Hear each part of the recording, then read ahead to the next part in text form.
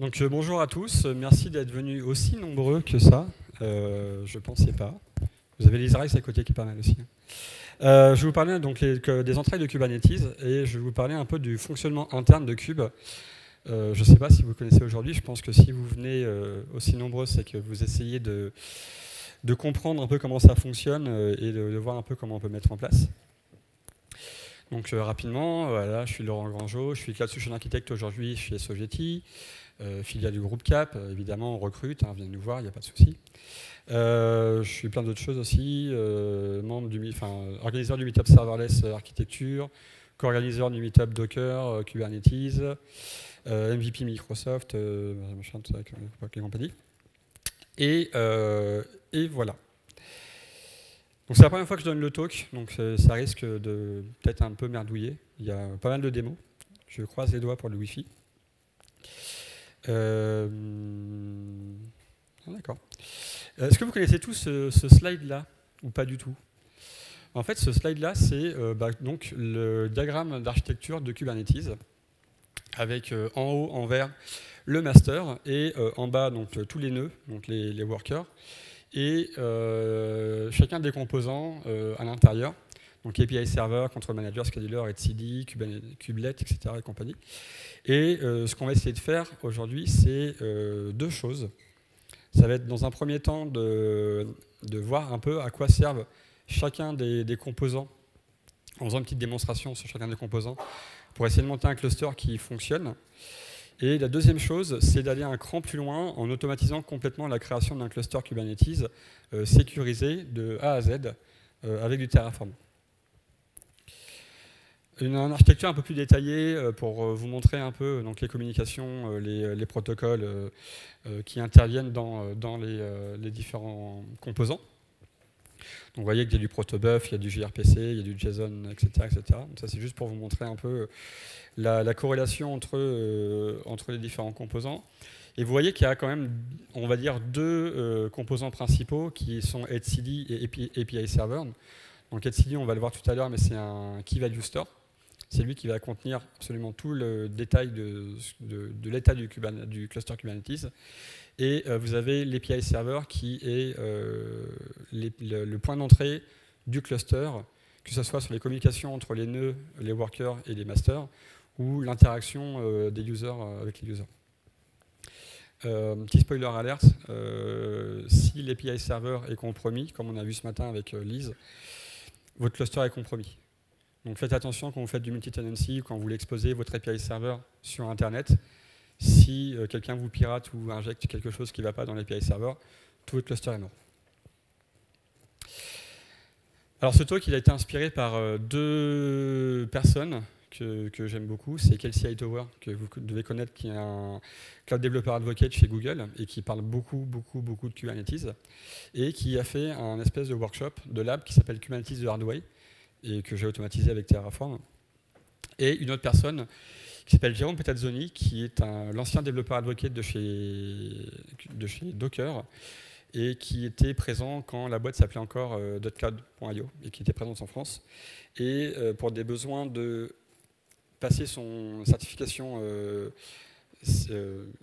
Kubernetes Admin, il a eu besoin de comprendre aussi les entrailles et il a fait un petit lab qui s'appelle Décidément un cluster. Donc c'est vraiment les deux personnes qui m'ont inspiré pour ce talk.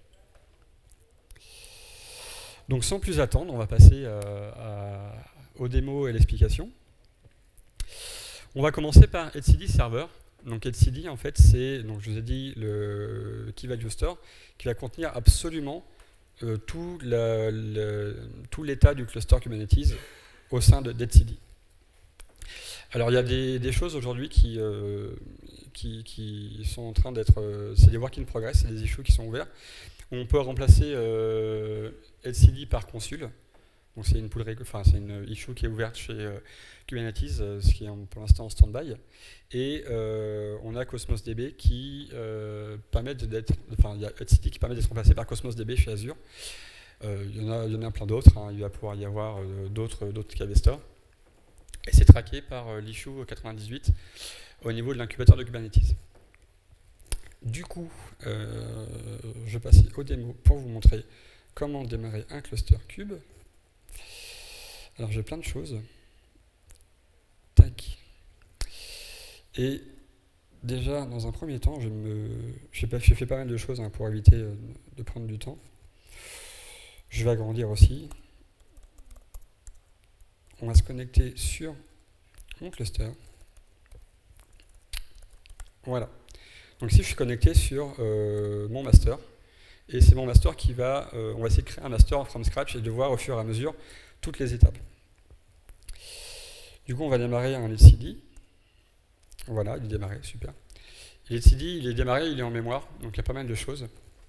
Donc c'est cool, j'ai mon etcd qui démarre, etc. Il n'y a pas de souci, c'est cool. Ça, c'est ma première étape. Voilà, je n'ai rien d'autre à vous montrer de plus. Elle écoute sur localhost sur port 2380, donc il n'y a aucun problème. Il est prêt à récupérer mes données de mon cluster cube. Ça, c'est ma première étape. C'était super, c'était génial, c'était compliqué. Deuxième étape, c'est l'API server qui va me permettre de pouvoir interagir avec mon cluster et de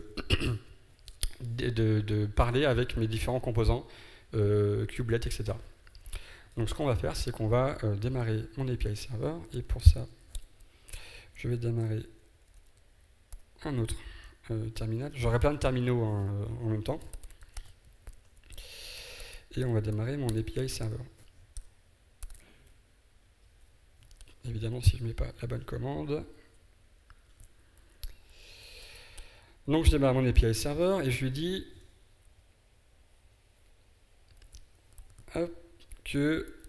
où est mon etcd. Donc je lui dis mon etcd, il est sur le port 2319 en localhost. Donc il va démarrer mon API server, et donc là, dans un premier temps, j'ai un cluster cube démarré. En tout cas, j'ai mon API server. Et pour vous montrer comment ça fonctionne, on va faire un kubectl getAll, par exemple. Voilà. J'ai un cluster cube qui fonctionne. Bon, j'ai rien d'autre dessus, mais j'ai pas mal de... j'ai vraiment une première interaction avec mon cluster. Donc ça, c'est tout le premier composant. Et je peux vous montrer d'autres commandes. Donc combien j'ai de nœuds? J'en ai 0. Et on va en monter un tout à l'heure. Et comment se comportent mes composants, status is. Voilà, vous avez vu que, peut-être pas, j'ai le scheduler et le control manager qui sont en LC, puisque je ne les ai pas encore démarrés, et j'ai mon etcd qui est LC, donc qui répond. Il n'y a aucun souci là-dessus. Ça, c'est ma toute première étape. J'ai mon API server, donc du coup, je peux commencer à réagir. Maintenant, si on faisait un déploiement, donc ce qu'on va faire, c'est qu'on va déployer on va faire un premier déploiement. Donc on va créer une image Nginx, toute bête, toute simple, et on va voir comment le cluster se comporte.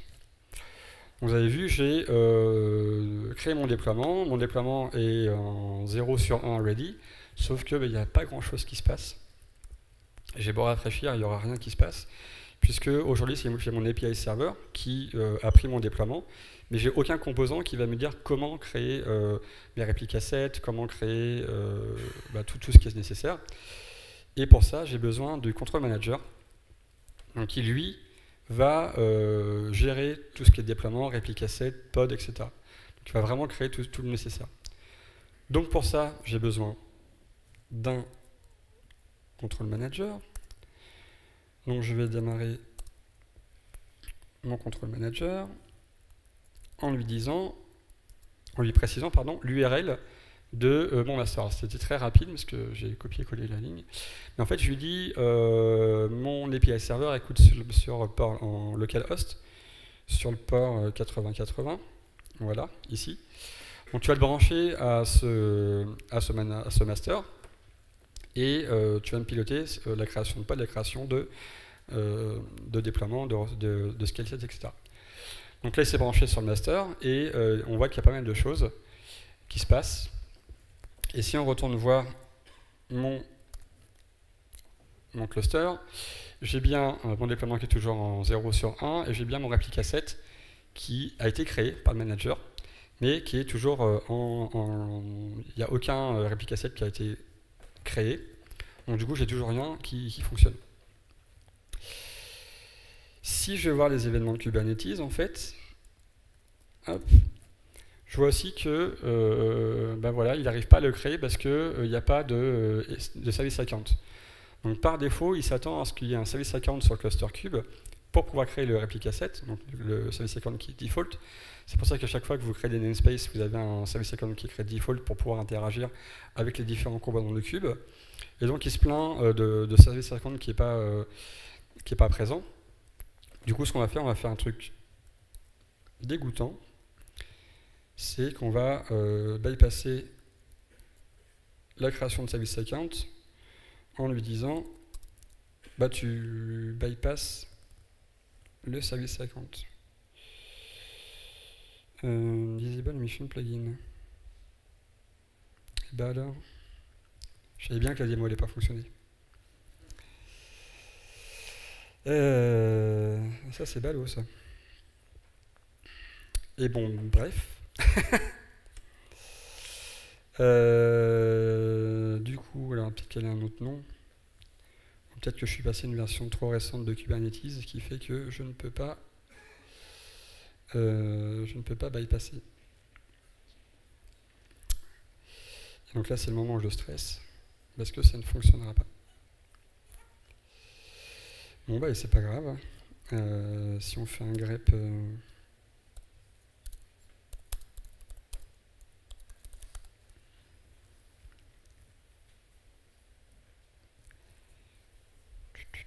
Quelqu'un sait dans la salle ou pas?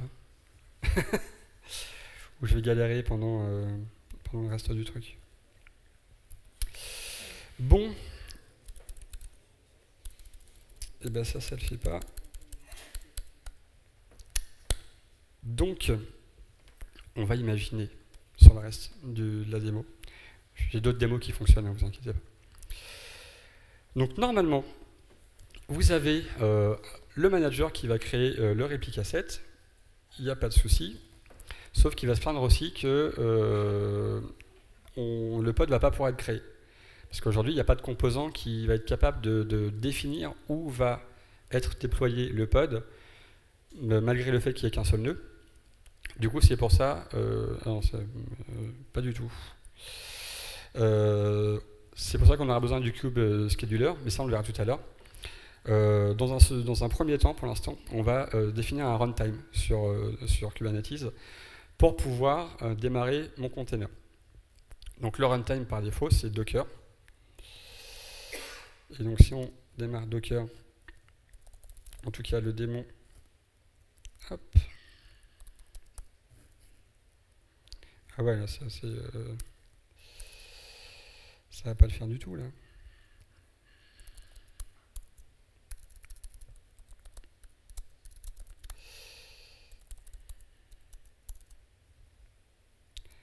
Ok. C'est génial. Local spin.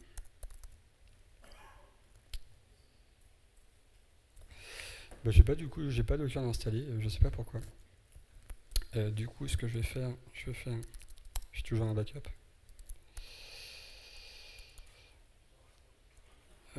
30, paf. Bon. Ça, je vous montrerai tout à l'heure le script, à quoi ça sert. Normalement, je vais pouvoir télécharger Docker. Ah mais oui, je sais pourquoi, je suis bête. Faire des bêtises. Donc, je reviens en arrière. Je vais créer donc un runtime avec Docker. Docker va pouvoir s'installer puisque je ne l'ai pas installé, puisque c'est aussi mon manager de mon cluster Kubernetes dans la deuxième partie. Donc, les managers n'ont pas besoin de Docker parce que normalement, il n'y a aucun pod qui tourne sur le control plane de Kubernetes. Du coup, il n'y a que les workers où il y a le Docker installé. Donc là, ce que je vais faire, c'est que je vais installer Docker et je vais vous montrer comment démarrer un démon pour pouvoir déployer ma première image. Et normalement, j'ai mon Docker D qui fonctionne. Voilà, donc là je vais démarrer un démon. J'ai mon démon qui écoute sur var run docker.soc, il n'y a pas de souci. Et je vais vous montrer aussi quelque chose que je n'ai pas montré tout à l'heure. En fait, ici, ce qui est intéressant, c'est un petit truc qui s'appelle Hypercube. Et le petit truc qui s'appelle Hypercube, c'est en fait un gros binaire qui contient l'ensemble de tous les binaires de Kubernetes. Donc quand en fait vous installez Kubernetes, vous avez un hypercube où il y a des liens symboliques, et vous avez vu que j'ai créé des liens symboliques. L'API server, le control manager, le proxy, le scheduler, le kubectl et le kubelet sont pointés sur hypercube. Donc hypercube va pouvoir jouer le rôle complet. Vous voyez ça un peu comme le busybox en fait, de votre distribution Linux, qui permet de tout contrôler. Donc, j'ai mon Docker qui tourne. Si je fais un Docker run, sudo c'est mieux, un Docker run, Docker lui va télécharger l'image, là je fais juste un hello world, voilà, j'ai bien mon runtime Docker qui écoute, il n'y a aucun problème là-dessus. Donc, une fois que j'ai ma brique Docker qui écoute, j'ai besoin de démarrer kubelet. Alors kubelet, en fait, ça va être, entre guillemets, la définition d'un nœud dans Kubernetes. Kubelet va être installé sur tous les workers de Kubernetes, et c'est lui qui va faire le lien entre le control plane, donc les masters, et les workers, donc les workers, et faire l'interaction. Il y a un projet open source de Microsoft qui s'appelle Virtual Kubelet, qui permet justement de créer des kubelets virtuels, comme son nom l'indique, qui permet aussi de faire du burst en mode serverless, je vais revenir là-dessus, sur des choses comme ACI, sur Fargate, sur Alibaba Cloud et d'autres providers si vous le mettez en place. Il y a du Nomad aussi. Et en fait, le principe, ça va être de dire, vous avez votre cluster cube qui va réagir complètement à vos déploiements, à vos réplicas assets, à vos pods, etc. Et quand vous avez besoin de beaucoup plus de puissance, ou vous avez plus de ressources sur votre cluster cube, avant de démarrer des nouveaux nœuds qui prennent un peu de temps d'installer kubelet, machin et compagnie, Virtual Kubelet va pouvoir piloter, par exemple, ACI pour le cas de Microsoft, donc des containers instances, et va pouvoir démarrer les pods sur un pool de machines qui va être pré-provisionné. Et donc, les pods vont pouvoir démarrer sur ce pool de machines, tourner et rendre la main rapidement pour pouvoir faire des bursts sur le nombre de pods. Par exemple, si vous avez besoin de scaler automatiquement les pods, si le cluster arrive à capacité, il va déborder sur ACI, sur Fargate, sur autre chose. Et donc une fois que le pic de charge sera passé, il va reshrinker, donc il va détruire les kubelets, les virtual kubelets, pardon, et il va redescendre. Du coup, si on en revient à notre démo et notre création de cluster, en fait, ça va être un peu compliqué parce qu'on ne peut pas démarrer le kubelet en disant, bah voilà, l'URL de mon API server, débrouille-toi. On va devoir créer d'abord un kubeconfig pour lui dire où se trouve permission deny, si je dis permission deny aussi, où se trouve mon API server. Donc en fait, ce qu'il va faire, c'est qu'il va définir un cluster ou localhost pour le coup. On va lui dire, bah voilà l'adresse de l'API server, donc localhost 2.80.80. On va lui définir un contexte, donc on va lui dire le contexte actif c'est localhost, et on va lui dire utilise ce contexte actif quand tu vas démarrer ta kubelet. Et donc kubelet, quand on va lui démarrer, on va lui passer le fichier kubeconfig. Évidemment, à chaque fois j'oublie sudo. Voilà, donc lui, il s'est enregistré, vous voyez l'avant-dernière ligne, il s'est enregistré sur le nœud IP 10.240.0.10. Donc là, j'ai kubelet qui est branché sur mon API server et qui va agir en tant que nœud. Et si je reviens sur kubectl get all, donc j'ai toujours mon API asset qui ne fonctionnera pas, mais si je regarde en getNode, j'ai bien un premier nœud ici, qui est l'IP 240.0.10, et donc c'est kubelet lui qui va faire le rôle de nouveau nœud. Donc à chaque fois qu'on aura un worker qu'on va démarrer, on va démarrer un nouveau kubelet. Donc voilà, donc si je résume un petit peu là ce que j'ai aujourd'hui, j'ai mon etcd qui contient absolument tout l'état de mon cluster, mon API server qui lui va écouter donc toute la requête de mon kubectl et interagir avec tous mes composants. J'ai mon kube manager, contrôleur manager qui lui va s'occuper de tous mes déploiements, mes répliques assets, mes pods et compagnie. J'ai mon kubelet qui agit comme un nœud. Et du coup,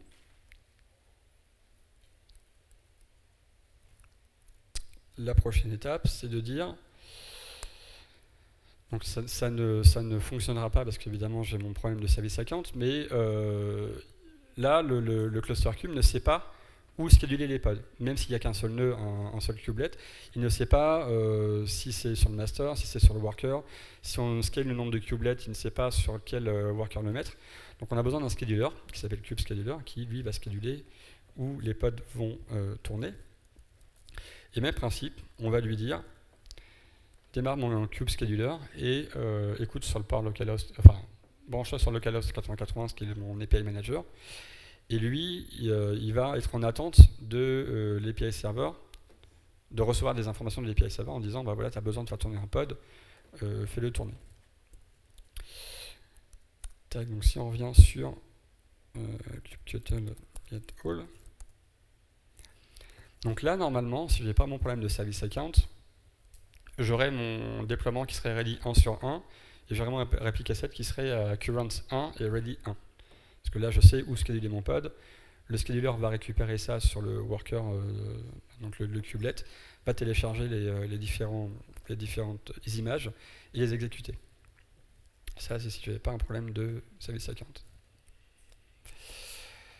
Si ça fonctionnait, on aurait évidemment un service avec une adresse IP interne au cluster. Et si on voulait taper donc directement l'adresse IP avec un curl en voyant la page d'accueil de Nginx, on ne pourrait pas. Pourquoi? Parce que, même principe, on a besoin d'un nouveau composant qui s'appelle kubeproxy, qui lui va proxifier l'appel entre le monde extérieur, donc mon nœud, et le service exposé via le pod. Voilà. Donc ça veut dire que kubeproxy va être capable de se connecter au service en exposant via un load balancer interne à Cube. Et même principe pour le démarrer. Hop.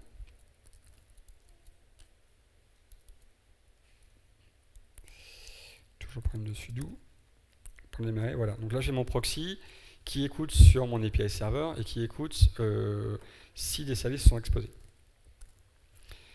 Alors je ne sais pas si ça va fonctionner, mais si on expose mon déploiement, voilà, si je fais un kubectl. Donc effectivement, j'ai bien mon service ici qui a été exposé sur le 10.0.0.220, donc il ne fonctionnera pas parce que mon pod n'est pas démarré. Mais si on le retape, si on maintenant le recurl, donc le 10.0.0.220, là on va pouvoir interagir avec le pod grâce à kubeproxy. Alors comment ça se passe en fait? C'est que le kubeproxy va créer des chain IP tables qui fait qu'on va pouvoir interagir avec les namespaces IP et bah, le reste du monde. Et donc si on regarde un petit peu ce qui se passe, hop, si on regarde un peu les règles IP table, décidément, voilà. Donc j'ai mon kube service ici qui a été créé et qui va être vraiment la définition de tous mes chaînes IP table qui seront disponibles. Normalement, si je regarde la définition de kube service, alors je ne sais pas si ça va fonctionner sur mon pod, mais ça fonctionne quand même.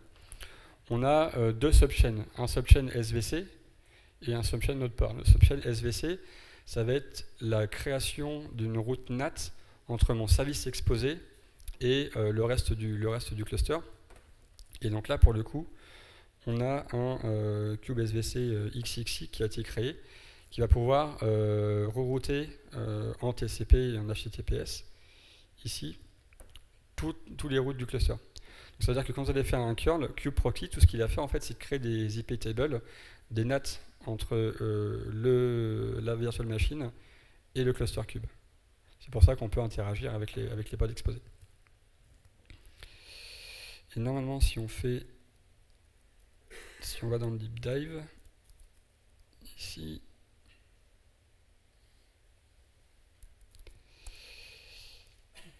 toujours sudo. Voilà. On a aussi un autre subchain, donc vous voyez que ça redescend au fur et à mesure. On a une autre subchain qui est créée cube SEP. Et SEP, là, ça veut dire juste Service Endpoint. Et donc en fait, c'est le pod qui écoute sur mon cluster cube. Un peu compliqué, mais voilà, vous avez plusieurs couches d'IPtable. Retenez juste que kubeproxy va pouvoir manipuler IPtable pour pouvoir interagir entre votre pod qui est en 10.0.0, une adresse non routable, et votre VM pour pouvoir interagir.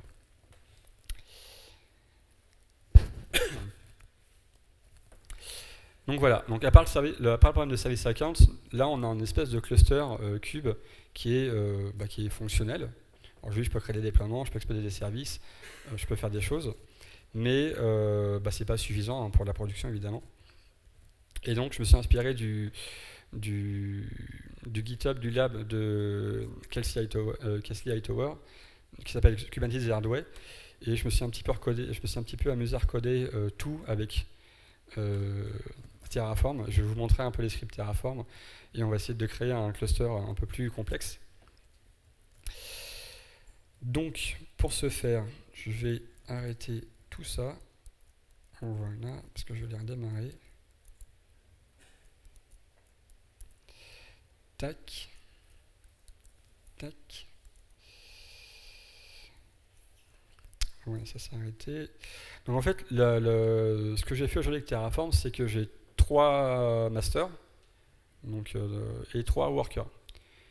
J'ai déjà installé pas mal de choses dessus, donc il n'y aura pas de problématique particulière. Et ce que je vais faire, c'est que on va recréer tout ce que je vous ai montré, donc les etcd, les API servers, les kubelets, le proxy, le scheduler, le control manager, automatiquement pour pouvoir avoir un cluster opérationnel. Je vais fermer tout ça. Tac, tac. Et je vais vous montrer un peu à quoi ça ressemble.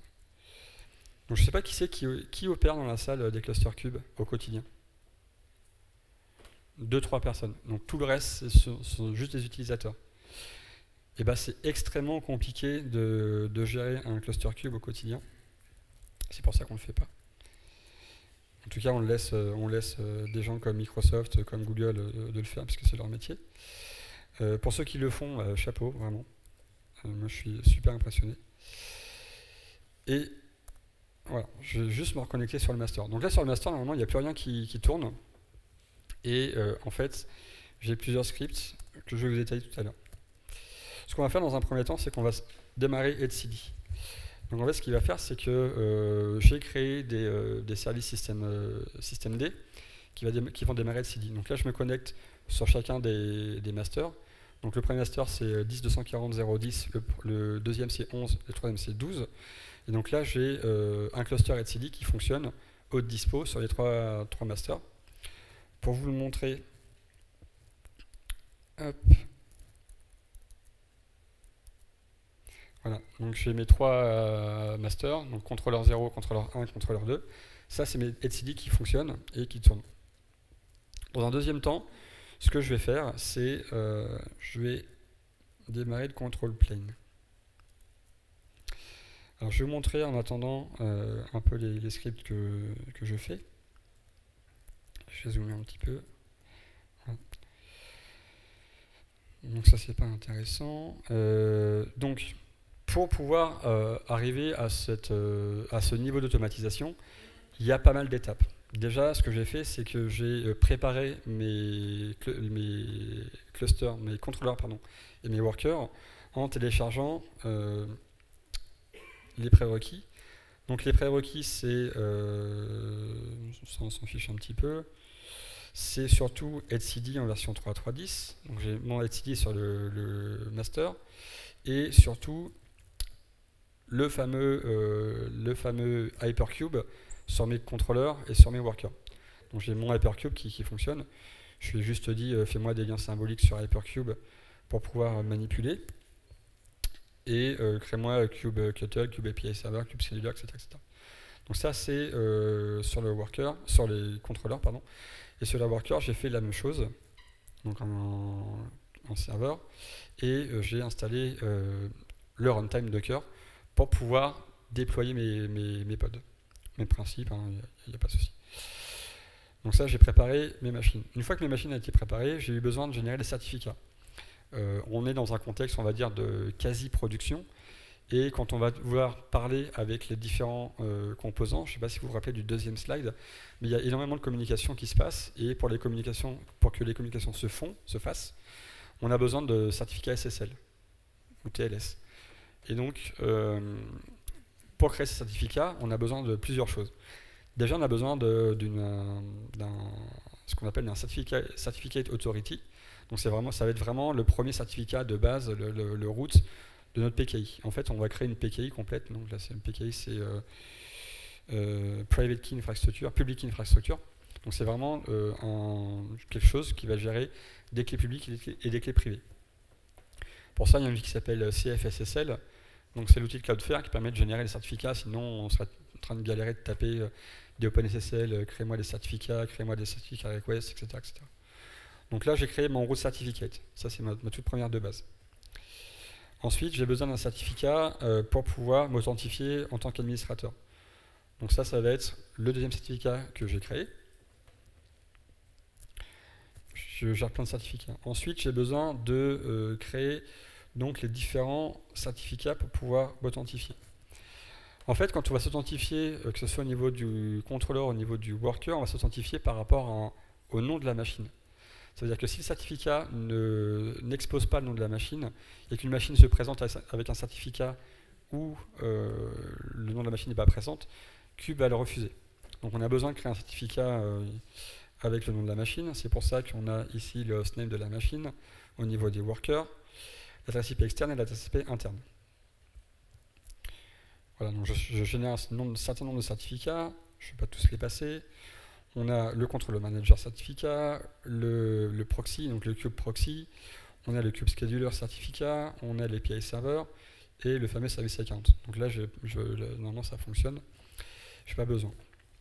Une fois que les certificats sont générés, on va les envoyer du contrôleur vers les workers pour pouvoir les piloter derrière.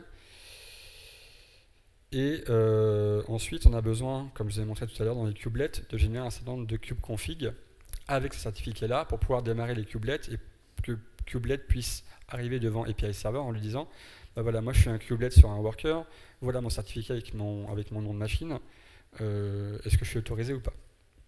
Donc un certain nombre de certificats, je ne vais pas plus loin, je copie les certificats sur les workers. J'ai besoin de créer, pareil, une clé d'encryption.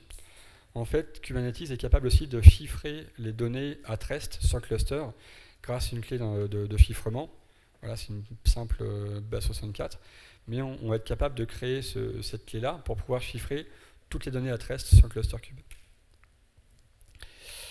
Et donc, une fois que j'ai créé mes certificats, ce que je vais faire, c'est que j'ai starté etcd. Donc ça, c'est ce qu'on a fait tout à l'heure. Donc, j'ai juste démarré un script qui s'appelle bootstrap etcd qui permet de faire complètement automatiser ce que j'ai fait à la main tout à l'heure. Donc démarrer etcd avec un certain nombre de choses. Si vous regardez dans les services, en fait, voilà, je passe pas mal de paramètres. Hein. Je dis que c'est un cluster 3 nœuds, les 3 nœuds c'est 10, 11, 12, les certificats c'est CAPM, etc. Machin et compagnie. Donc ça c'est pour etcd. Une fois que etcd a été démarré, j'ai démarré mon control plane. Même principe, mon control plane, je vais démarrer via systemd tous les composants API server, Cube proxy, Cube scheduler, machin et compagnie, sur les managers. Pareil, mes principes, hein. Je lui mets les certificats, je lui démarre des systemd. Chaque systemd, voilà, on a un certain nombre de choses. On va lui dire, pardon, vous voyez rien. On va lui dire où sont du coup les certificats CAPM, machin et compagnie. Et ici, ça fait quoi ce matin? Ce matin, Lise a dit qu'il fallait mettre en place l'authentification par nœud et par airbag.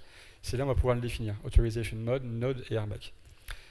En définissant ça sur l'API server, le principe que ça va donner, ça va être de dire quand je vais avoir un nouveau nœud, donc un nouveau kubelet qui va arriver, on va lui demander de lui envoyer son certificat et on va le comparer par rapport au certificat qui a été signé par la racine. Si c'est un certificat qui a été signé par la racine, c'est bon, le nœud est inscrit dans le cluster cube. Si ce n'est pas un certificat signé par la racine, il va être rejeté, il va être interdit. Donc voilà ce que je viens de faire en 2 choses. Donc ça, j'ai démarré le SCD, le control plane. Si je fais un kubectl get pod, normalement je vais pouvoir interagir avec les API serveurs. Si je fais un get all, même principe, j'ai mon service Kubernetes qui est exposé. Par contre, si je fais un get node, j'ai aucun d'eux. Là, j'ai que mon control plane qui a été démarré. Du coup, ce qu'on va faire, c'est qu'on va démarrer les workers. Et je vais vous montrer un peu ce qui se passe aussi. Même principe. Ce que je fais, c'est je démarre un script qui s'appelle Bootstrap Worker. Et les workers, même principe, ça va être de dire on va démarrer les services etcd, donc les kubelets, surtout le kubelet en fait, kubeproxy, pour pouvoir interagir avec tout ça. La nouveauté que je ne vous ai pas montré, c'est que vu qu'on est sur un multi-cluster, enfin un cluster multi-nœud, pardon, on va avoir besoin de pouvoir interagir chacun des nœuds intérieurs, chacun avec les autres. Et pour ce faire, on a besoin d'un composant, d'un plugin qui s'appelle le CNI. Le CNI, c'est le Container Network Interface, qui lui va faire la glue entre tous les nœuds. Et donc là, on le configure, même principe, hein, avec un certain nombre de choses. Le containerd aussi, le service, pour le démarrer. Et normalement, si tout est démarré, si je refais un get node, voilà, j'ai bien mes 3 nœuds en 240.0.20, 21 et 22 qui écoutent. Et là, j'ai un cluster Kubernetes qui est fonctionnel, où on peut créer des déploiements. Si je reprends un peu mon déploiement image Nginx, voilà, si je fais un kubectl get all, voilà, donc là j'ai bien mon container creating, le ready 0 sur 1 qui va s'afficher. Voilà, donc c'est en train de télécharger, mais vous avez vu que j'ai bien le cube fonctionnel, avec toutes les briques qui parlent entre elles, sécurisées en TLS, il n'y a aucun souci. Voilà, donc j'ai bien mon pod qui tourne, parce que là pour le coup j'ai pas de problème de service account. J'ai mon pod qui tourne et je peux l'exposer. Je peux l'exposer en service. Tac. Et donc si je le regarde, j'ai bien mon service qui est exposé sur mon pod. Voilà, donc j'ai vraiment un cluster cube complet. La dernière étape, c'est d'installer une résolution de DNS. Oui, parce que j'ai exposé, super. Et en fait, là, on va pouvoir juste installer Core DNS, qui va être aussi pareil, la résolution interpod. C'est-à-dire que si vous avez 2 pods qui veulent se parler, vous avez vu que l'adresse IP, c'est du 10.32, qui n'est pas la même que mon adresse IP qui est interne, qui est en 10.240.